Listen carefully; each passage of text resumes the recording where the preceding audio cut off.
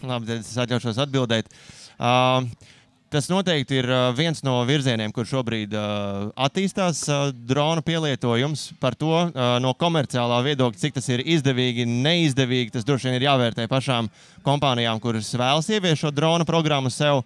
Ar ko jāreikinās, protams, tie mazie riski ir tas, ka drona lidojums diezgan ļoti ietekmē laikapstākļi. Jāreikinās, ka arī kravnesība ir kāda no kurām dronam, un attiecīgi no tā arī mainās arī dažādi nosacījumi, ko tad mēs vēlamies pārvietot kurā vietā. Ja vēlētos izmantot gana lielus dronus, pieņemsim lidlauku teritorijā, vedāt kafiju LGS-am, visticamāk tas būtu nedaudz sarežģītāk nekā to darīt kaut kur nomaļās vietās vai pārvest kravu no krasta uz Roņu salu.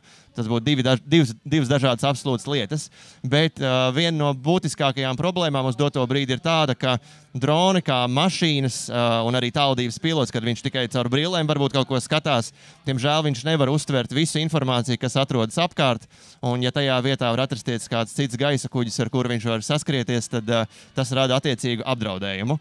Un, lai to varētu salikt kopā, tik tiešām saintegrēt gaisa kuģus ar droniem, ka nav vajadzīgs dispečers, kas viņus dekonfliktē, tad šobrīd arī jau Eiropas līmenī ir tā saucās U-Space koncepts. Tas ir dažādu digitālu servisu apkopojums, lai tātad šos dronus varētu integrēt iekšā.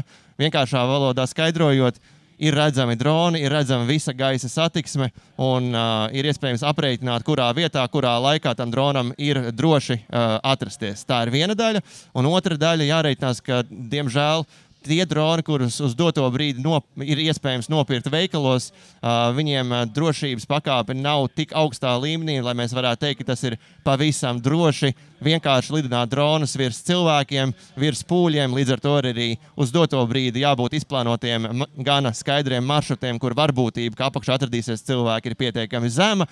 Un tā tālāk, bet tās ir lietas, ko parasti jau tad mēs risinām kopā jau, pieņemsim, ar kompāniju, kur to vēlas ieviest.